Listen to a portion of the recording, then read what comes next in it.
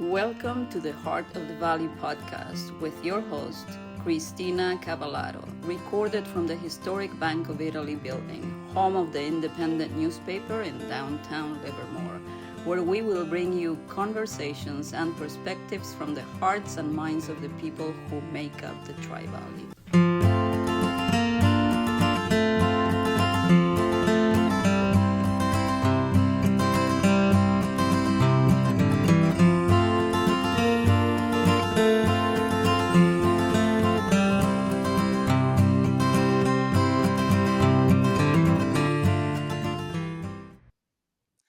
Welcome back to the Heart of the Valley podcast, recorded here in the beautiful and historic independent building in downtown Livermore, home of the independent newspaper, which is one of the oldest remaining printed publications in the area.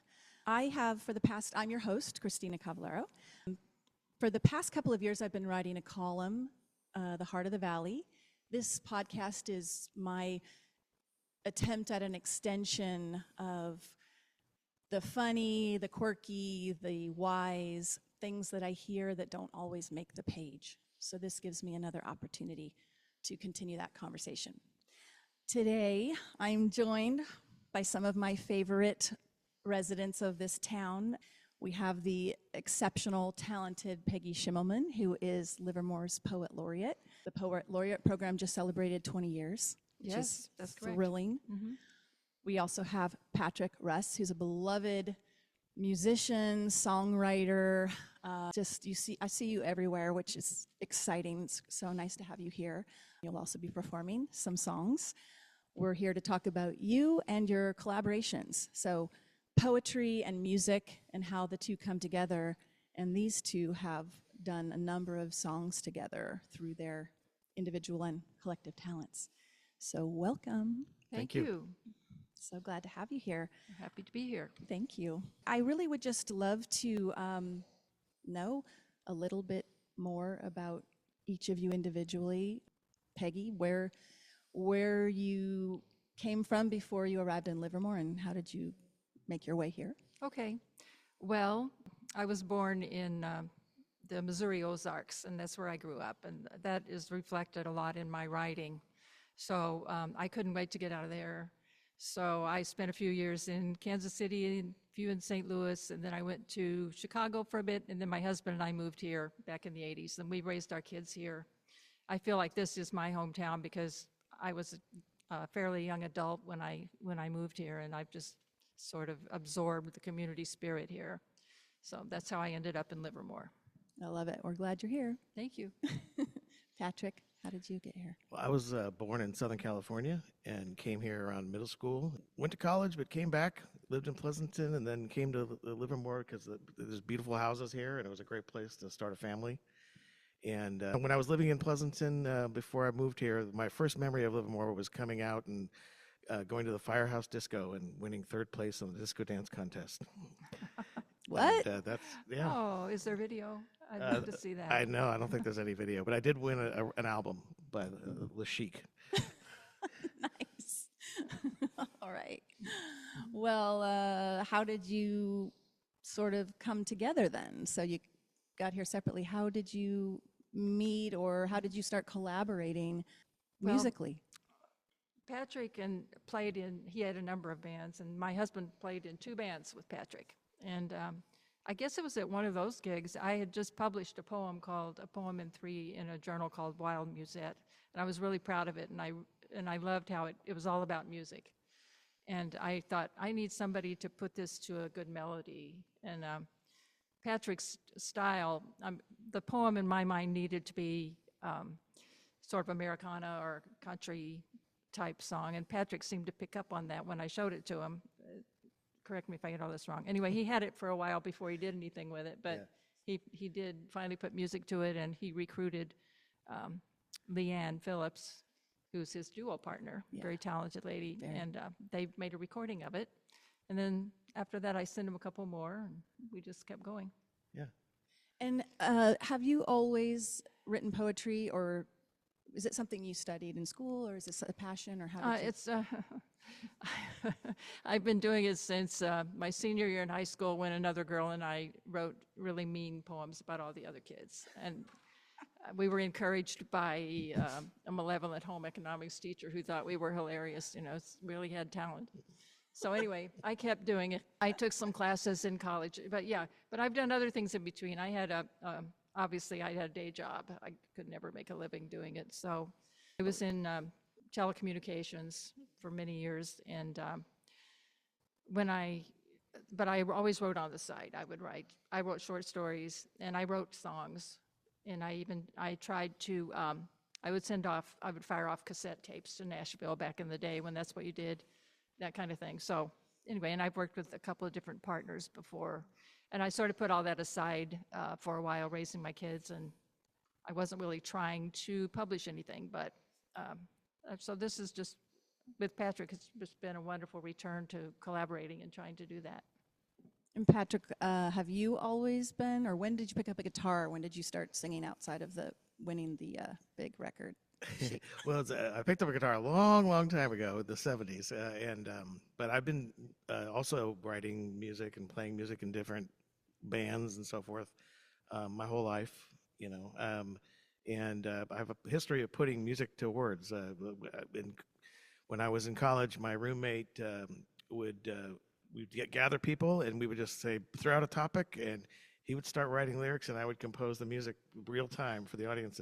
And it was a lot of fun to do that, because it always, people really got a kick out of that. That's an amazing skill. That happens at Brian Skinner's songwriting night. Oh my God. How many songs total have you guys collaborated on at this point, do you think? I mean, is it more than a handful? I was thinking about that. I think we have 4. Yeah. And we had one other. We had one that sort of was a failed collaboration, the Not Too Naughty. Oh, right. Was that about Not Too Naughty on that? Yes. I wrote a set of lyrics for it, which Patrick didn't appreciate, my lyrics, so he wrote his own lyrics to that one. So I can't call that a collaboration, but we have 4 otherwise. Yeah, the best lyric in that song is, it's the most popular place in town where no one's ever been. Well, tell me about, I know you're going to perform Blacksmith Square that you wrote together. How did that come about? Tell me a little bit about that.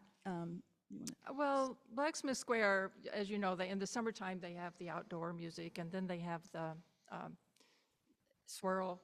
They have music there, the writer's night and all that. And I don't know, I think I got the idea of writing a poem about it. Then I did some research about it for the historical part of it, and I thought this could make a pretty good poem or story.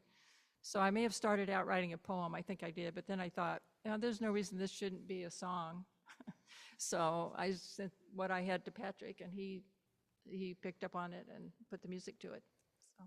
And then what? So when you got it, sort of like an actor getting a screenplay, what did you feel when you saw the content? What was there that made you? Other than here she is again. No, I was really Peggy's knocking on the door. I was very excited to get that song, and that was one of the songs, as soon as I looked at it, I'm like, well, okay, this is the music to it. And it just came right away, mapped it out, and I'm like, it's done. That's like the music that fits this song. And sometimes that happens, sometimes it doesn't. But for that particular song, it was just like, this is what it needs. That's amazing. You did that with all the songs. I think his version of what the melodies should be always synced with what I sort of had in the back of my mind, but I couldn't really put together. So I must have psychic powers. Yeah, I think so.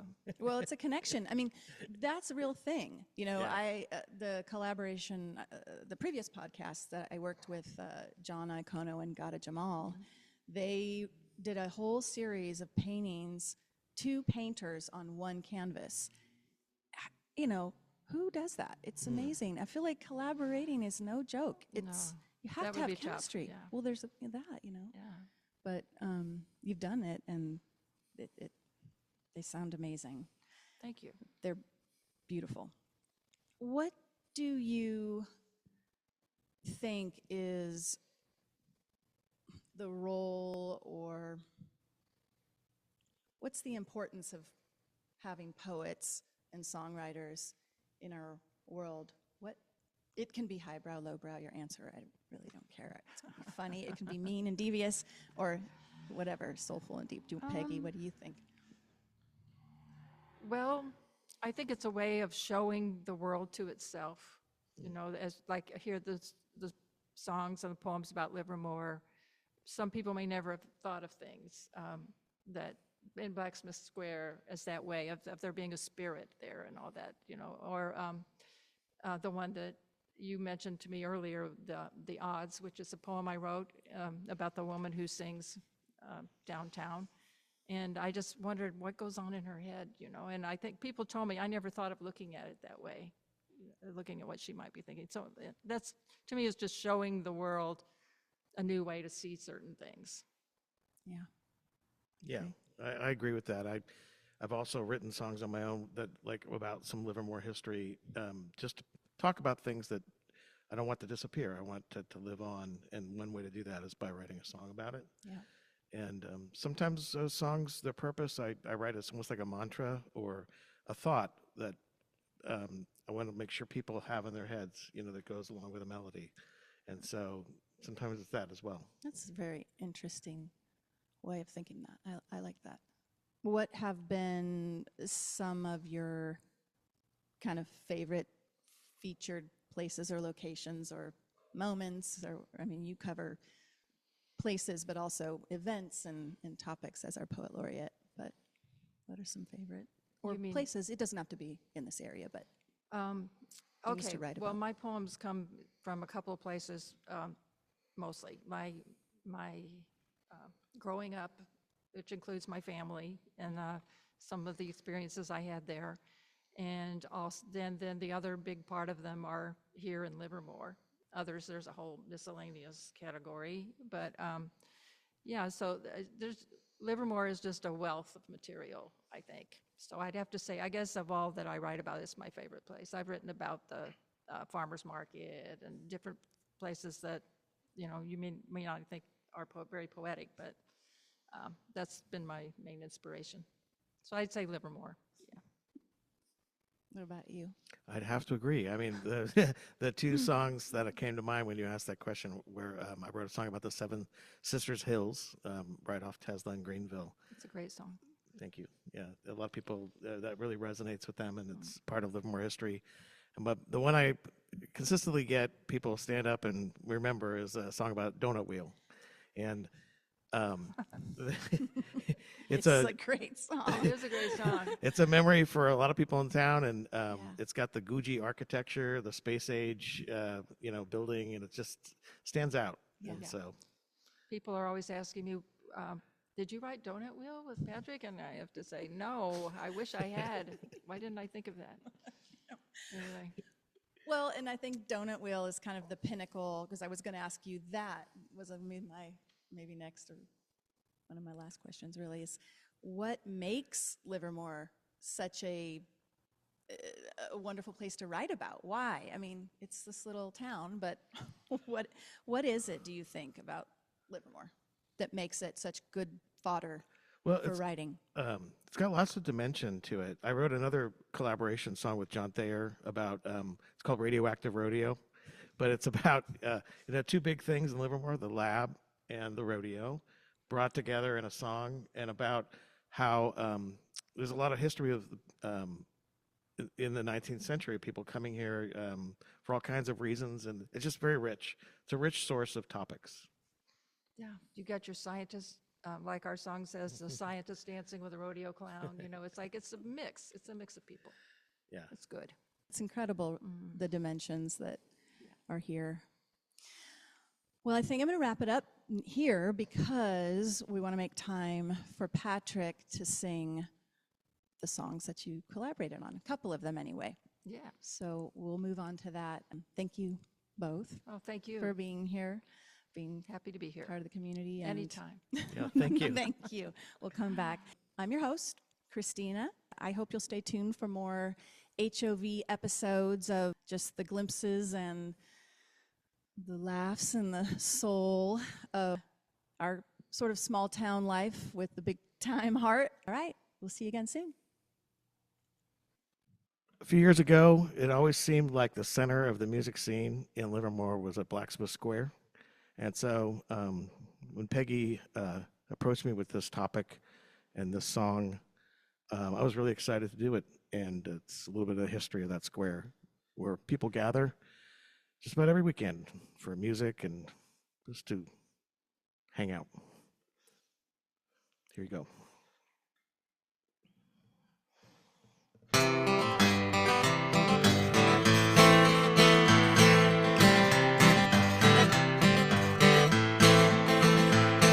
In a ranching town near a railroad stop in 1892, old man Schrader ran a blacksmith shop, and everybody knew if your horse needs shoes and the wagon wheels bent, tractor got a dent, kettle sprung a hole, your plow handle broke, just take it on down to old Fred Schrader.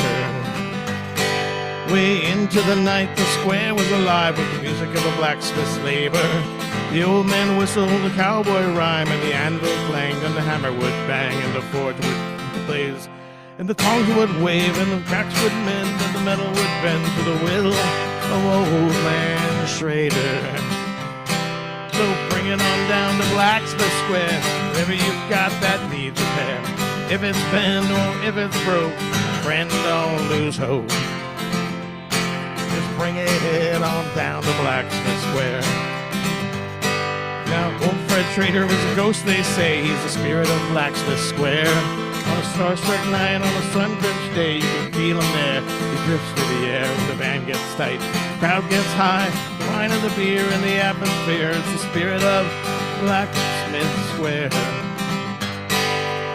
So if your day job's hell and your love life's stale, if your heart got broke or your ego needs stroked, your song needs sharing or your story needs hearing, if you need a laugh or two, they're waiting here for you. That's the spirit of Blacksmith Square. So bring it on down to Blacksmith Square, whatever you've got that needs repair. If it's bent or if it's broke, friend, don't lose hope. Just bring it on down to Blacksmith Square. If you're not afraid of ghosts, let's raise a little toast to the spirit of Blacksmith Square. This is a song called My Hometown, about Livermore.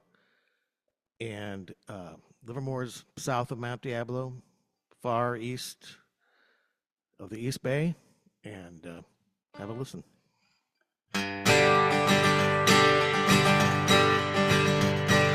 South of the mountain, east of the bay, little city, big town, call it what you may. Drive through the valley, it's a marvelous sight. Moonlight in the vineyards on a warm summer night. Rodeo, rowdy, and wine country proud. This is my hometown. This is my hometown. I'm Livermore high, Livermore low. The city is changing, they say you gotta go. Think I'd really miss it, so I guess I'll stick around, playing my music here in my hometown. Rocking in the vineyards and out in the square. Blues to mariachi, they got everything there. Winemakers, ranchers, playing in the band. Town people, country folk, lending a hand. Scientists dancing with a rodeo clown. This is my hometown. This is my hometown. I'm Livermore high, Livermore low. Sometimes I get the longing for the open road. Never get far for a turn it around. And then I'm flying down the Altamont to my hometown.